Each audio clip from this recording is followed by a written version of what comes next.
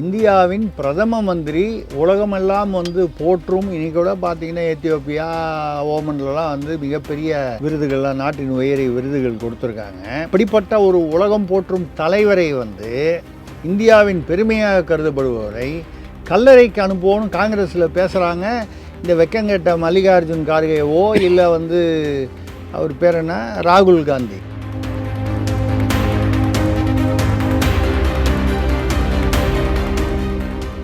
வெனிசூலாவில் ஒரு Don mafia போதை மருந்து, இந்த மாஃபியா டானுடைய மகளுடன் அவர் நிறைய விழிப்புணர்வுகள்லாம் பண்ணார்.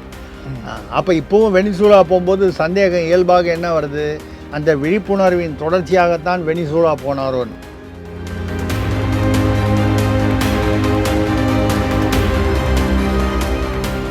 இப்போ மகாத்மா காந்தி பேரை எடுக்கணுங்கிறதுக்காக தான் நீங்கள் வேணும்ட்டே பண்ணிங்கன்னா, இந்த ஸ்வச் பாரத்னு சொல்லி ஒன்று, அந்த தூய்மை பணி, அதுக்கு மகாத்மா காந்தின்னு சொல்லி தான் வச்சார். யார்? மோடி வச்சார். இப்போ மகாத்மா காந்தியை மறைக்க வேண்டும் என்ற எண்ணம் இருந்தால் ஒரு புதிய திட்டத்திற்கு மகாத்மா காந்தி பெயர் மோடி பாஜக வைத்திருக்க வேண்டிய அவசியம் இல்லை.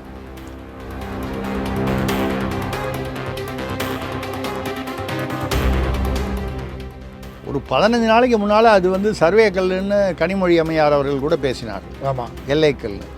அப்போது உயர்நீதிமன்றம் என்ன கேட்டுச்சு, இந்த மலையில் இதை தவிர வேறு சர்வே கல் இருக்கா? பக்கத்தில் ஆனைமலை, நாகமலையெல்லாம் இருக்குது திருப்பரங்குன்றத்துக்கு பக்கத்துலேயே.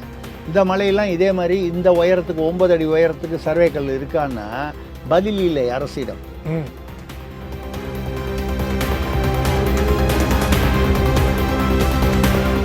தினமலர் நேயர்களுக்கு வணக்கம்.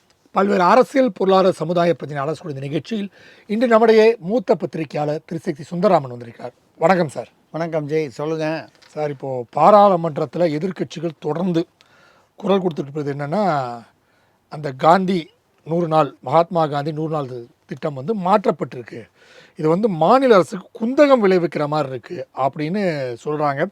அது கூட விபிஜி ராம்ஜி அப்படின்ற பேரெல்லாம் நீங்கள் மாற்றிருக்கீங்க, எங்கள் வாயிலே நுழைய மாட்டேங்குது அப்படின்லாம் சொல்கிறாங்க சார், குற்றச்சாட்டாக வைக்கிறாங்க.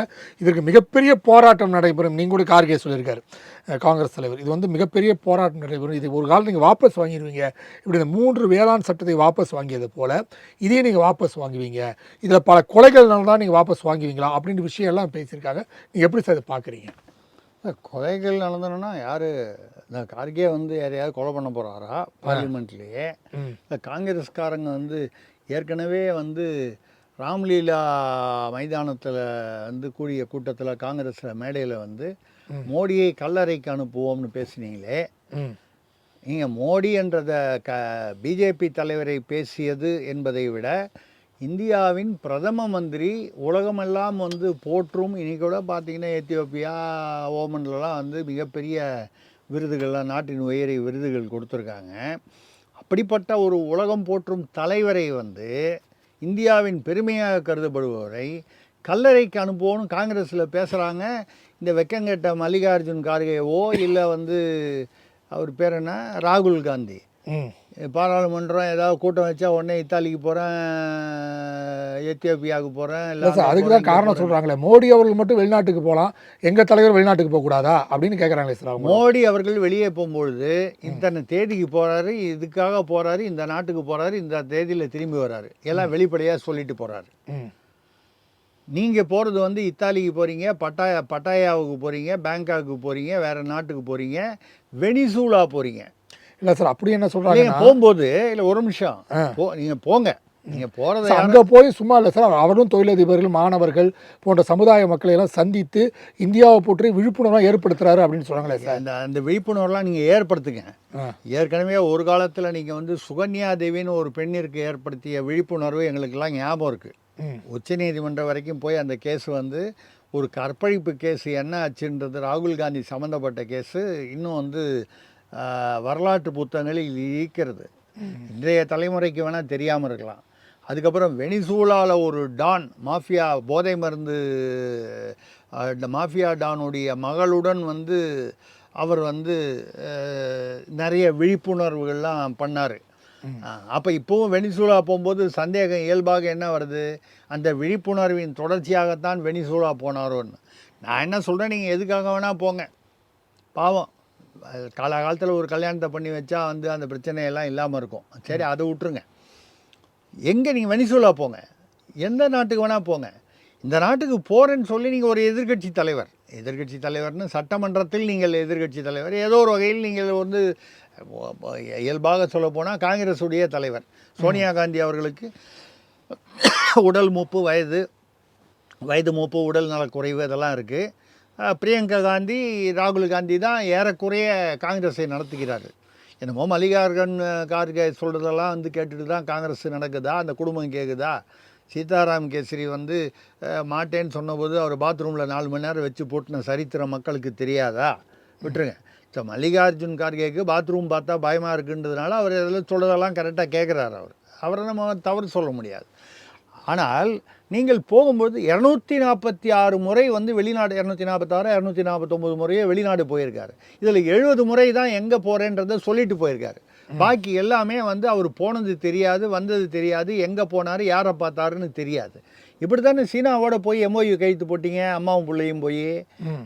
எப்போது மன்மோகன் சிங் பிரதமராக இருக்கும்போது இந்தியாவுடைய பிரதமருக்கே தெரியாமல், உங்களுடைய கட்சியில் இருக்கக்கூடிய உங்களுடைய மன்மோகன் சிங் பிரதமருக்கே சொல்லாமல், இல்லை அவர் வந்து அதை மறைத்தார் என்றால் அவர் வந்து சட்ட அமைப்பு கான்ஸ்டியூஷனுக்கு எதிராக செயல்பட்டிருக்கிறார்.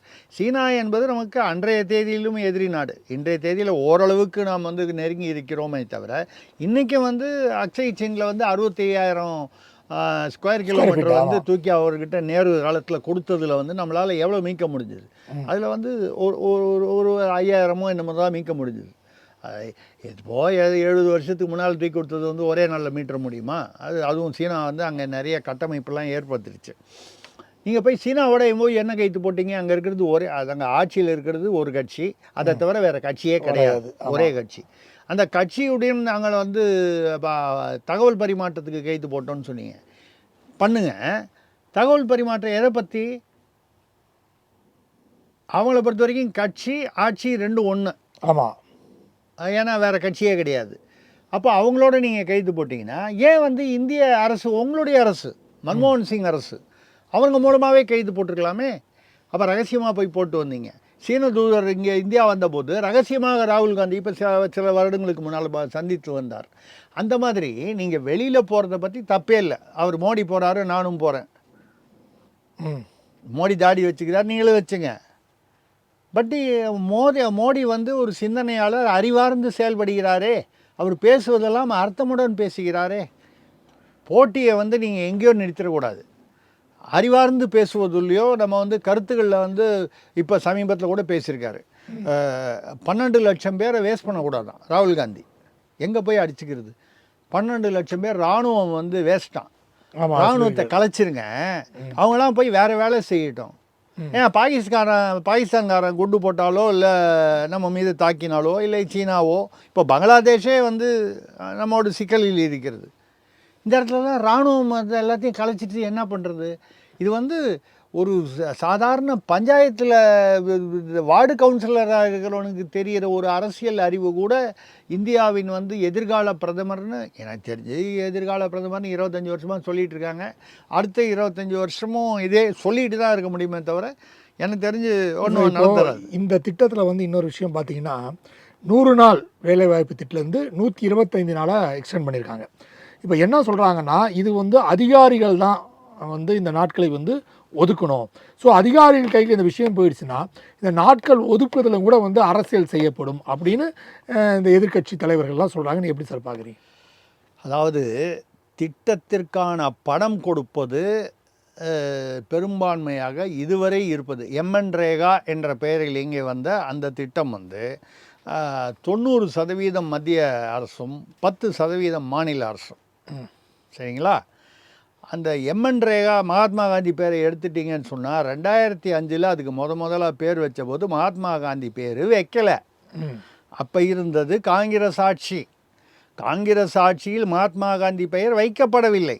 அதற்கு பிறகு அதே காங்கிரஸ் ஆட்சியில் ஏதோ ஒரு சமயத்தில் அந்த மகாத்மா காந்தி பேரை சேர்த்துக்கிட்டாங்க. நம்ம ஒன்றும் குறை சொல்லலை. அது மகாத்மா காந்தி ரைட்டு சேர்த்துக்கிட்டீங்க, ஓகே. அதற்கு என்ன சொல்கிறது, ஒரு அடையாளம், ஒரு அங்கீகாரமுக்காக நீங்கள் கொடுத்துட்டீங்க, ரைட்டு. இப்போவும் என்ன அப்போ மகாத்மா காந்தி பேரை எடுக்கணுங்கிறதுக்காக தான் வந்து நீங்கள் வேணுட்டே பண்ணீங்கன்னா இந்த ஸ்வச் பாரத்னு சொல்லி ஒன்று அந்த தூய்மை பண்ணு அதுக்கு மகாத்மா காந்தின்னு சொல்லி தான் வச்சார். யார்? மோடி வச்சார். ஆமாம். அப்போ மகாத்மா காந்தியை மறைக்க வேண்டும் என்ற எண்ணம் இருந்தால் ஒரு புதிய திட்டத்திற்கு மகாத்மா காந்தி பெயர் மோடி பாஜக வைத்திருக்க வேண்டிய அவசியம் இல்லை. அப்போ வந்து எண்ணம் அது இல்லை. அப்போ அவங்க வந்து என்னென்னா 100 நாளை 125 நாள் ஆக்குறாங்க. இது வந்து அதிகாரிகள் கையில் இருக்குன்னா உண்மையில் பார்க்க போனால் தமிழ்நாடு எடுத்துங்க. நமக்கு தமிழ்நாடு எடுத்தால் தான் உதாரணம் புரியும். தமிழ்நாட்டில் என்ன நடக்குது? இந்த 100 நாட்கள் வேலைன்ற பேரில் பாதி இடத்துல கிட்டத்தட்ட ஒரு நாளைக்கு ஒரு உதாரணமாக 100 பேர் இந்த கிராமத்தில்ன்னு சொன்னால் 1 மணி நேரம் அவனை காலையில் கூப்பிட்டு சும்மா வந்து கைத்து போட வச்சுட்டு அவனுக்கு ஒரு நாளைக்கு எவ்வளோன்னு தெரியல, ஏதோ ஒரு 300 500 வச்சுங்க ஒரு உதாரணம். இந்த 500 25% லோக்கல் பஞ்சாயத்து நிர்வாகி, கட்சி நிர்வாகி இது கமிஷன் வாங்கிட்டு பிடிச்சிக்கிட்டு மிச்ச பணத்தை கொடுப்பான். எவ்வளோ பேருக்கு? மொத்தம் 30 பேர் தான் வந்திருக்கான். ஆனால் கணக்கில் வந்து இந்த ஊரில் உள்ள ஆதார் கார்டு எங்கேயாவது ஒரு ஜெராக்ஸ் கடையில் போய் கேட்டால் அந்த சிம்மு வைக்கிறானே அந்த கடையில் கேட்டால் இப்போ சமீபத்தில் உங்கள்கிட்ட ஆதார் எடுத்த ஒரு லிஸ்ட்டு கொடுன்னா ஒரு 100 பேர் 200 பேர் லிஸ்ட்டு கொடுப்பான். இந்த மாதிரி லிஸ்ட்டில் உள்ள பேரில் அவனுக்கு சம்மந்தமே இல்லை. அவன் இந்த ஊருக்கே சம்மந்தம் இல்லை, இந்த வேலைக்கும் வரல. அவன் பேரில் லிஸ்ட்டில் போட்டு இந்த 500 உதாரணமாக வச்சுக்கிட்டீங்கன்னா அவன் பேரில் இந்த 500 இவங்க சாப்பிட்ருவாங்க. ஸோ இந்த 30 பேருக்கு கொடுக்கும்போது ஒரு 25% கமிஷன். இந்த டுபாகூராக அந்த காலத்தில் கார்பரேஷனில் சென்னை கார்பரேஷன் மாநகராட்சி மஸ்டர் ரோல் ஊழல் நடந்தது 70களிலே. அதே மாதிரி இந்த எம்என் ரேகாவிலும் மஸ்டர் ரோல் ஊழல் தமிழ்நாட்டில் நடைபெறுவது நமக்கு கண்ணுக்கு தெரிகிறது. வேறு மாநிலங்களிலும் நடக்கலாம், நமக்கு தெரியல. பயோமெட்ரிக் முறையெல்லாம் கொண்டு வருவதனால தான் இவங்களுக்கு பயப்படுறாங்களோ? அதான் சொல்கிறேன். இப்போது மத்திய அரசு ஏன் இந்த நடவடிக்கை எடுக்கிறதுனா இதில் நடக்கும் ஊழலை மோசடியை தடுக்க வேண்டும் என்பது ஒரு முதல். இப்போ நீங்கள் வந்து உண்மையாகவே அது போய் சேர வேண்டும்.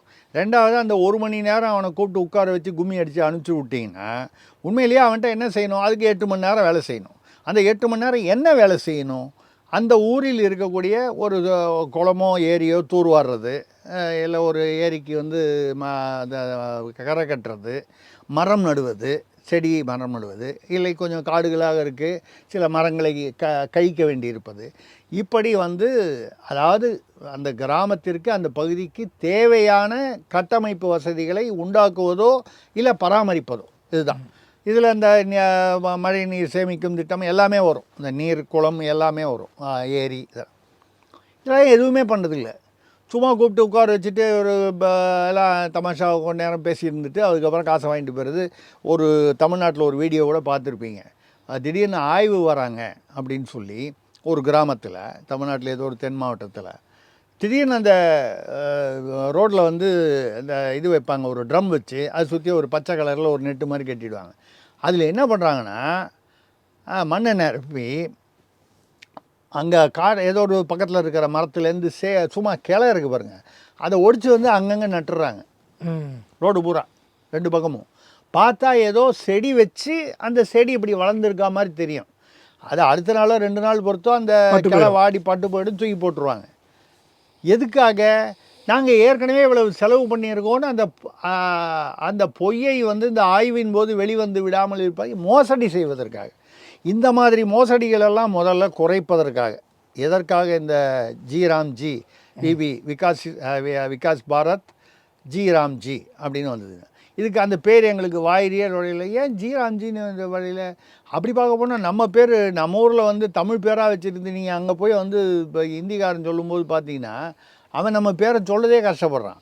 இது மொழி பிரச்சனைங்கிறது. அதை கூட என்ன சொன்னாங்கன்னா இதில் வந்து மறைமுகமாக வேறு பேரில் நீங்கள் நுழைக்கிறீங்க அப்படின்னு விஷயத்தையும் சொல்லியிருந்தாங்களே சார்.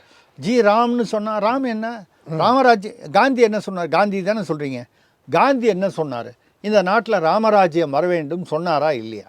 அப்போ காந்தி விரும்பிய ராமர் பெயரை வைத்தால் என்ன தவறு? அதை தவிர இந்த நாட்டின் சட்ட அமைப்பு குழுவின் தலைவராக இருந்த அண்ணல் அம்பேத்கர் தலைமையில் ஒரு குழு, அம்பேத்கர் மட்டும் சட்டம் எழுதலை, அம்பேத்கரை ஒட்டி ஒரு குழு இருந்தது. நிறைய பேர் கூட புரியாமல் பேசுவான், அவர் தலித் தான் எழுதினார், வேறு ஜாதியினர் யாருமே எழுதலைன்னு. இல்லை, அதில் எல்லா உயர் ஜாதியினர் உட்பட எல்லா ஜாதியினரும் இருந்தார்கள். ஜாதியை பற்றி பேச வேண்டாம். ஒரு சட்டக்குழு அமைத்தது, அதற்கு அம்பேத்கர் தலைவர். அந்த கான்ஸ்டியூஷனை எடுத்து பார்த்தீங்கன்னா அதில் என்ன படம் இருக்குது?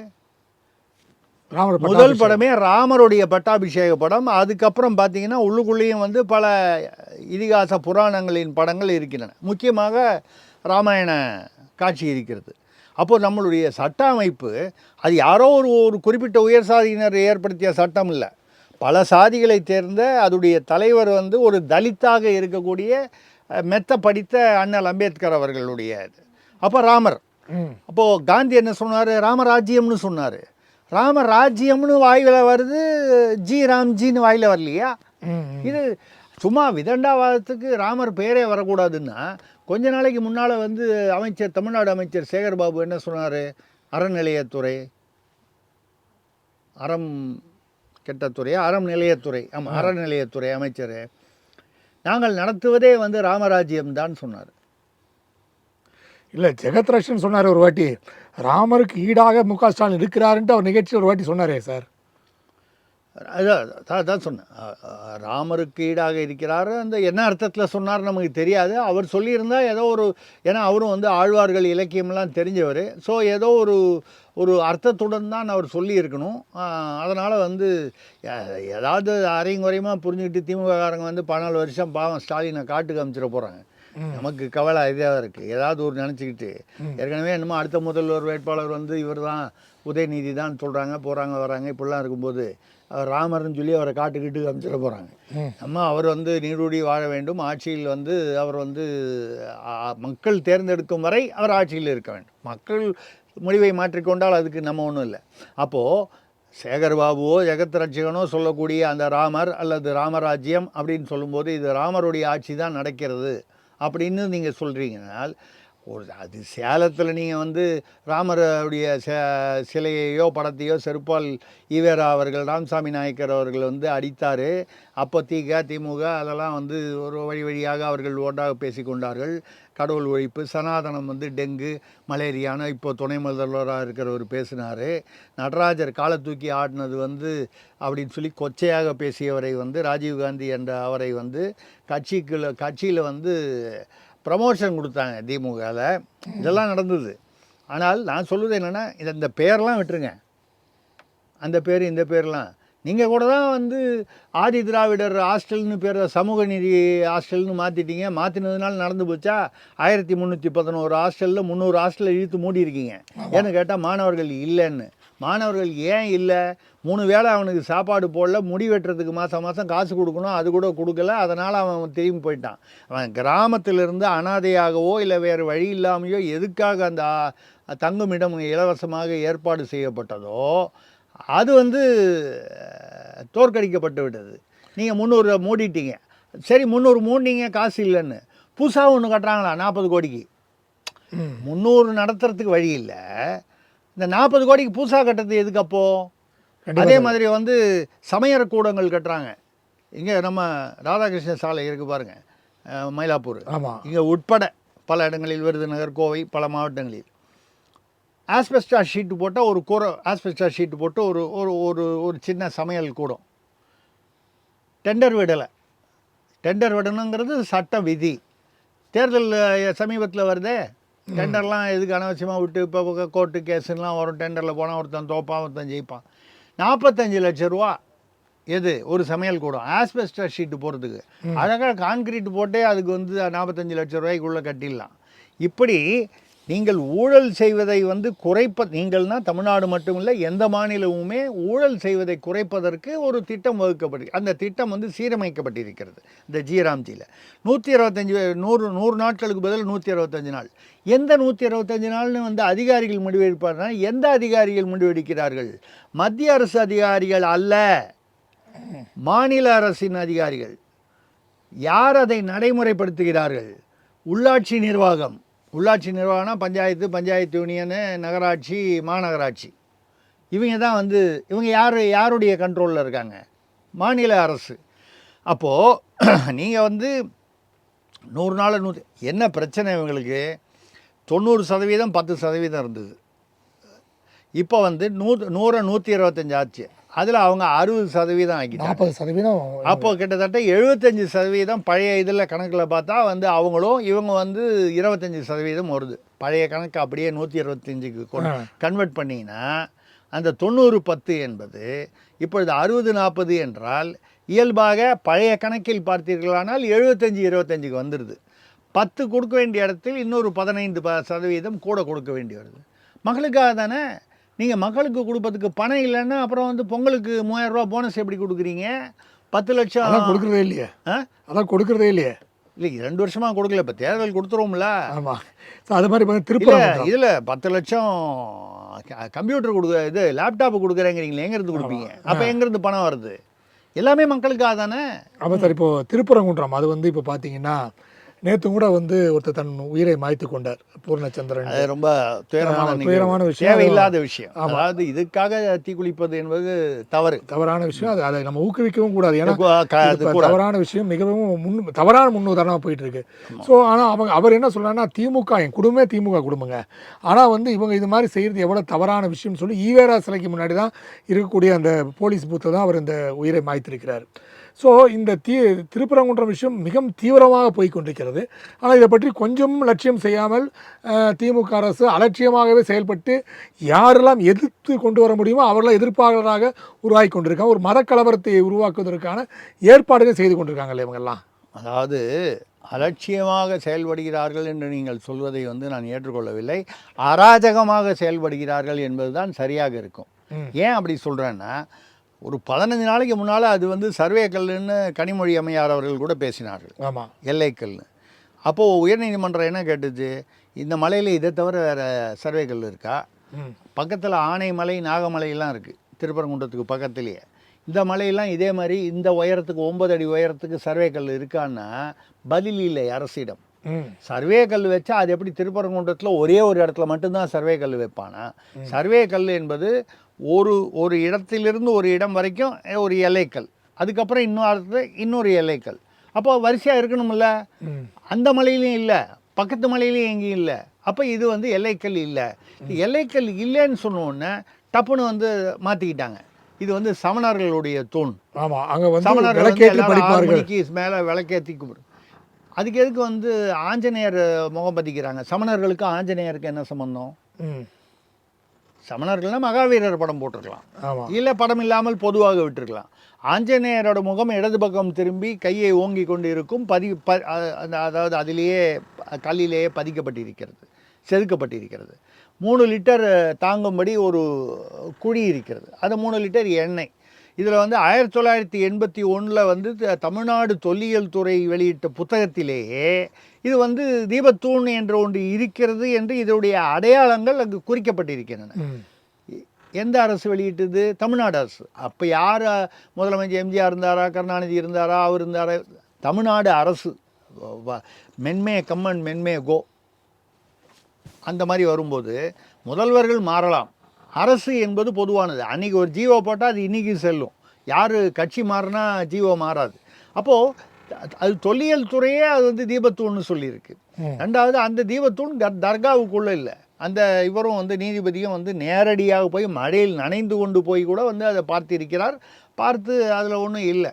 தர்காக்காரன் வந்து லெட்டர் கொடுத்துட்டான், ஒப்புதல் கொடுத்து விட்டான். இப்போ வக்பாரியம் வந்து அது எதிர்த்து கொடுக்கல. அதுதான் சொல்ல வர்றேன்.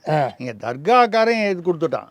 மதுரை இஸ்லாமியர்கள் சங்கத்தின் தலைவர் வந்து கடிதம் கொடுத்துட்டாரு, பேட்டியும் கொடுத்துட்டாரு, எங்களுக்கு எந்த விதமான ஆட்சேபனை இல்லைன்னு. மதுரை அந்த திருப்பரங்குன்றத்தை சேர்ந்த இஸ்லாமிய பெண்கள் சிலர், ஆண்கள்லாம் வந்து இப்படி திமுக செய்வது தவறு. முதல்வர் வந்து தீபத்தூண் வந்து அவங்க இந்து கோயில், அவங்க தீபத்தூண் அவங்க போய் ஏற்றிட்டு போகிறாங்க. இதனால் தர்காவுக்கோ இஸ்லாமியர்களுக்கோ எந்த பாதிப்போ எந்த வித ஆட்சேபனையோ எங்களுக்கெல்லாம் இல்லை. இது வந்து அது மட்டும் இல்லாமல் இந்து பண்டிகைகளுக்கு வாழ்த்து சொல்லாமல் இருப்பது தவறு. சொல்வது யாரு? அந்த பகுதியை சேர்ந்த இஸ்லாமிய பெண்கள், ஆண்கள் பேசுகிறாங்க, பாமர மக்கள். இப்போ பாமர மக்கள் பொறுத்தவரை இந்துக்களும் இஸ்லாமியர்களும் இந்த விஷயத்தில் எந்தவித பிரச்சனையும் இல்லாமல் இருக்கிறார்கள். இவ்வளோ நாள் வக்ஃப் போர்டு இல்லாமல் இந்த கோர்ட்டு கேஸ் முதல்ல 1ஆம் தேதி வந்து அவர் தீர்ப்பு கொடுத்த போது வக்ஃப் போர்டு காணோம். இப்போ இத்தனை நாள் பொறுத்து வந்து வக்ஃப் போர்டு எங்கேருந்து வந்துச்சு? அது எங்கள் நிலம்னு பேசுகிறது. தர்கா வந்து வக்ஃப் போர்டு நிலம்னா, ஏற்கனவே வக்ஃப் போர்டு அந்த திட்டம் வந்து வக்ஃப் போர்டு வந்து எதை வேணாலும் என்னுடைய நிலம்னு சொல்கிறத வந்து எதிர்த்து ஒரு சட்டமே பார்லிமெண்ட்டில் பாஸ் பண்ணிட்டாங்க. மேற்கு வங்காளத்தில் மமதா மிக வந்து அதை வந்து கடுமையாக எதிர்த்த மம்தா அவர்கள் போகிற போக்கை பார்த்துட்டு, அரசியல் போக்கை பார்த்துட்டு அதை ஏற்றுக்கொண்டு விட்டார்கள். இப்போ சமீபத்தில் போன வாரத்தில் அந்த அளவுக்கு இருக்கும்போது வக்ஃப் போர்டாக இருந்தால் அது ஆரம்பத்திலே வக்ஃப் போர்டு வந்திருக்கணும் இல்லையா? திடீர்னு சலவைக்கல், திடீர்னு அது வந்து இது வந்து சமணக்கல். சமணர்கள் 6 மணிக்கு மேலே வந்து அவர்கள் வந்து 6 மணிக்கே சாப்பிட்டு விட்டு அவர்கள் வந்து ஓய்வெடுத்துக் கொள்வது தான் அவர்களுடைய மரபு. 6 மணிக்கு மேலே வெளியில் உட்கார்ந்து பேசுறது சமணர்களுடைய பழக்க வழக்கங்களில் கிடையாது. இல்லை சமணர்களுடைய கல் அப்படின்னு சொல்வதற்கு வேறு ஏதாவது சரித்திர ஆதாரங்கள் இருக்கிறதா என்று உயர்நீதிமன்றம் கேட்டிருக்கிறது. இது வரைக்கும் ஒன்றும் கொடுக்கல. இதில் வந்து விகாஸ் சிங் என்கிற உச்சநீதிமன்ற வழக்கறிஞர் அவர் தமிழக அரசுக்காகவோ மதுரை ஆணையருக்காகவோ வந்து அவர் அப்பீல் அவர் வந்து அந்த பெஞ்சில் திரு ஜெயச்சந்திரன் ராமகிருஷ்ணன் அவர்கள் இருக்கக்கூடிய அமர்வில் வந்து பேசும்போது அவர் ஜிஆர்எஸ் நீதிபதி வந்து தேர்தலில் நிற்பதற்காக இதை இப்பெல்லாம் செய்கிறாரு. அப்போது அவர் அந்த கண்டப்ட்லேயே பேசியிருக்காரு. அந்த கமிஷனர் ஆஜராக சொல்லி ஜிஆர் சாமிநாதன் அவர்கள் நான் தேர்தலில் நிற்க போகிறேன்னு சொல்லி உங்கள் வக்கீல் போய் அமர்வில் பேசினாரே, எப்படி பேசினார்? நீங்கள் மியூட்டில் போட்டுருங்க, நீங்கள் பேச வேணாம்னு சொல்லிட்டாரு. ஆமாம், அந்த வக்கீல்கிட்ட நீங்கள் பேச வேண்டாம், அந்த வக்கீல்கிட்ட நீங்கள் பேச வேணான்னு சொல்லிவிட்டு அவர்கிட்ட கேள்வியை கேட்டுட்டு இதற்கான பதிலை எழுத்துப்பூர்வமாக கொடுங்கன்னு சொல்லியிருக்காரு. ஏங்க ஜிஆர்எஸ் தேர்தலில் நிற்கிறோன்னா யார் இதை பற்றி பேசுகிறார்கள்? ரத்னவேல் பாண்டியன் என்ற ஒரு நீதிபதி இருந்தார். ஆமாம், பிரின்சிபல் செஷன்ஸ் கோர்ட்டு இதுவாக இருந்தார். திமுகவில் மாவட்ட செயலாளராக இருந்தவர். அதிலிருந்து அவர் வந்து நீதிபதி ஆனார். அது ஆகலாம். விஆர் கிருஷ்ணய்யர் கம்யூனிஸ்டாக இருக்கும்பொழுது, ஆனால் அவர் மிக நல்ல, அதாவது இந்தியாவிற்கே முன்னோடியான ஒரு நீதிபதி விஆர் கிருஷ்ணய்யர் அவர். ஆனால் நீங்கள் இந்த கட்சி என்று வரும்பொழுது கம்யூனிஸ்ட் மார்க்சிஸ்ட் கட்சியுடைய ஆட்சியில் அவர் வந்து அமைச்சராக தொழிலாளர் துறை அமைச்சராக இருந்தவர். அதை ராஜினாமா பண்ணிட்டு நீதிபதி ஆனார். ஆனால் அவருடைய ஆயிரக்கணக்கான அவருடைய தீர்ப்புகள் வந்து இன்றைக்கும் வந்து கோட் பண்ணுறாங்க. அதாவது எல்லா நாட்டின் எல்லா நீதிமன்றங்களிலும் விஆர் கிருஷ்ணய்யருடைய தீர்ப்புகள் வந்து ஒரு பெரிய ஒரு பாடம் மாதிரி இருக்குது. அதெல்லாம் தவிர பௌருல் இஸ்லாம்னு ஒருத்தர் இருந்தார். அவர் எங்கே இருந்தார்? காங்கிரஸில் ராஜ்யசபா மெம்பர் இந்திரா காந்தி காலத்தில். அவரை வந்து நீங்கள் திடீர்னு ரிசைன் பண்ணி மறுநாள்லேருந்து குஜராத்தில் நீங்கள் நீதிபதின்ட்டாங்க. அவர் ஏதோ சட்டம் படிச்சிருந்தார் போல் இருக்குது. ரைட்டு, அவரை நீதிபதி ஆகிட்டாங்க. அதுலேருந்து அவர் சீஃப் ஜஸ்டிஸ் ஆகிட்டார் குஜராத் ஹைகோர்ட்டில். அதுக்கப்புறம் ரிட்டையர் ஆகிட்டார். 60 வயசான ஓய்வு ஆகிட்டார். 6 மாதம் பொறுத்து இந்திரா காந்தி ஆச்சா அவங்க என்ன வேணாலும் பண்ணுவாங்களே, டப்புன்னு அவரை வந்து உச்ச நீதிமன்றத்தில் நீதிபதியாக அவர் வந்து நியமிச்சிட்டாங்க. அவர் பதவியில் இருக்கும்போதே 60 வயது முடிவதற்குள் அவரை வந்து உச்ச நீதிமன்றத்துக்கு தேர்ந்தெடுக்கலாம். அது தவறில்லை, இது சட்ட ரீதியானது. ஓய்வெடுத்து வீட்டுக்கு போனதுக்கு அப்புறம் ஏன்னு கேட்டால் உச்சநீதிமன்றத்தில் 65 வயசு, அப்போ 5 வருஷம் நீட்டிப்பு கிடைக்கிது. நீங்கள் அதை அவர் ரிட்டையர் ஆகிறதுக்கு முதல் நாள் நீக்கி அதை போட்டிருந்தீங்கன்னா அது சட்ட ரீதியாக போயிருக்கும். அவர் வீட்டுக்கு போய் 8 மாதம் பொறுத்து, கிட்டத்தட்ட 6-8 மாதம் பொறுத்து அவரை நீதிபதியாக உச்சநீதிமன்றத்தில் நியமிக்கிறார்கள். இது 1980. 1983 திடீரென்று அவரை ராஜினாமா செய்ய சொல்கிறார் உச்சநீதிமன்றத்திலேருந்து. பண்ணிவிட்டு மறுபடியும் அவர் காங்கிரஸில் ராஜ்யசபா மெம்பரில் ஆரம்பித்து அப்படியே ஒரு ரவுண்ட் அடித்து மறுபடியும் ராஜ்யசபா மெம்பர். இங்கெல்லாம் கட்சிக்காரர்கள் வந்து நீதிபதிகளாக ஆகலாம். நம்ம வந்து அதனால் வந்து அவர்களுடைய தீர்ப்புகள் எல்லாமே ஒருதலை பட்சமானவைன்னு நம்ம யாரையுமே சொல்லலை. இப்போவே நீங்கள் சொல்லும்போது பார்த்தீங்கன்னா பலரும் சொல்கிறாங்க அந்த தர்காலே வந்து கோயில் அம்சம் நிறைய விஷயங்கள் இருக்குது அப்படி சொல்கிறாங்களே சார். இல்லை, இப்போ முந்தா நேற்று வரக்கூடிய நியூஸ் வந்து ஏறக்குறைய அயோத்தி போன்று, தாஜ்மஹால் போன்று. தாஜ்மஹால் உள்ளுக்குள்ளே போனீங்கன்னா ஓம் இருக்குது, தாமரை இருக்குது, பல சின்னங்கள், இந்து சின்னங்கள் இருக்குது. இது தேஜ்மஹல் என்ற ஒரு சிவன் கோயிலாக இருந்து ஜெய்சிங் என்ற மன்னரிடம் ஏதோ 90 ரூபாய்க்கு என்னமோ வந்து அவர் ஷாஜகான் விலைக்கு வாங்கினதாக ஷானாமா என்ற அவர்களுடைய அந்த கணக்கு புத்தகத்தில் முகலாயர் காலத்து நம்ம ஒரு அக்கௌண்ட்ஸ் நோட் புக்கு சொல்லுவாங்க, கணக்கு நோட் புக்கு, அதில் இருக்கிறது. ஜெய்சிங்கிடம் வந்து தோட்டத்துடன் கூடிய ஒரு தேஜ்மஹல் வாங்கினது. அது மட்டும் இல்லாமல் ஹுவான் ஸ்வாங் அப்படின்னு அந்த இவர் சீன யாத்திரை வந்தபோது அவருடைய இதிலெல்லாம் வந்து இந்த இடத்துல வந்து ஒரு சிவன் கோயில் இருக்குது, வெள்ளை பளிங்கினால் ஆன ஒரு சிவன் கோயில் இருக்குதுன்னு போட்டிருக்காங்க. அதே இடம் வந்து கரெக்டாக அவங்க போடுறதெல்லாம் அந்த ஜிபிஎஸ் நம்ம இன்றைக்கி என்ன சொல்கிறோமோ அந்த லாங்கிடியூட் லேட்டிடியூட்னு சொல்லுவாங்க அந்த ஆமாம் அந்த இடங்களை அதெல்லாம் போட்டு தான் போட்டிருக்காரு அவர். போட்டு அந்த இடம் வந்து எங்கன்னா தாஜ்மஹாலை வருது. அப்போ அது தேஜ் மஹல் என்ற ஒரு இதுவாக இருக்குதுன்னு சொல்லுவாங்க. அதுக்கு கீழே கூட சிவலிங்கங்கள்லாம் வந்து கீழே ஒரு அறையில் இருக்குது. இந்திரா காந்தி இருக்கும்போது அந்த அறையை திறக்கக்கூடாது என்று முடிவு பண்ணிவிட்டார். வாஜ்பாய் காலத்தில் அதை மறுபடியும் திறக்கணும்னு சொன்னபோது அனாவசியமாக மத கலவரங்கள் வேண்டாம் என்று அவர் வேண்டாம் என்று முடிவெடுத்ததாக ஒரு தகவல் உண்டு. நம்ம ரைட் அது விட்டுருவோம். இப்போ அதே மாதிரி இங்கே வந்து சில கல் தூண்கள், இந்து சின்னங்கள் உள்ள கல் தூண்கள் எங்கே, தர்கா இருக்கும் இடத்தில் அடியில், இந்த சிக்கந்தர் தர்கா இருக்கும் இடத்தில் அதில் வந்து சில்வர் பெயிண்ட் அடித்திருப்பதாக இப்போ நேற்று இன்று செய்தி வருகிறது. இது உண்மை என்றால் நிச்சயமாக இது வாரணாசி, இது அயோத்தி போன்ற ஒரு சிக்கல் வரும். இன்னொன்று, தர்கா ரொம்ப வருஷமாக இருக்குன்னா 1371 சிக்கந்தர் ஷா என்கிறவர் கொள்ளையடிக்கிறார். நிறைய வந்து இந்த பெண்களுக்கு எல்லாம் பாலியல் ஏதாவது கற்பழிப்பு இதெல்லாம் செய்கிறாரு. அவரை வந்து இது பண்ணணுன்னு நாயக்க மன்னர் வந்து என்ன பண்ணுறாரு, ஒரு தளபதி கும்பண்ணா என்பவரை அனுப்பி இவர் மீது தாக்குதல் நடத்தி அவரை வந்து தோற்கடிக்கிறார். இந்த சிக்கந்தர் ஷா பயந்து போய் அவருக்கு, கும்பண்ணாவுக்கு பயந்து திருப்பரங்குன்றத்தில் இந்த இடத்தில் வந்து ஒளிந்து கொள்கிறார். அந்த இடத்துல தான் இந்த தர்கா ஒளிந்து கொண்ட இடம்தான். சரி, அது அவருடைய தர்கா என்றால் சமாதி. கீழே கோரிப்பாளையம் மலை அடிவாரத்தில் கொஞ்சம் தூரம் தள்ளி கோரிப்பாளையத்தில் இதே சிக்கந்தர் ஷாவுக்கு ஒரு சமாதி இருக்குது. சமாதி என்பது என்ன, உடல் புதைக்கும் இடம். உடல் புதைக்கிறது வந்து ஒரு உடலை 2 இடத்துல எப்படி புதைக்க முடியும்? இதே தான் அயோத்தி பிரச்சனை. இங்கே பாபர் சமாதின்னு இருக்கு, இந்த இடத்துல அவருடைய உடல் கிடையாது.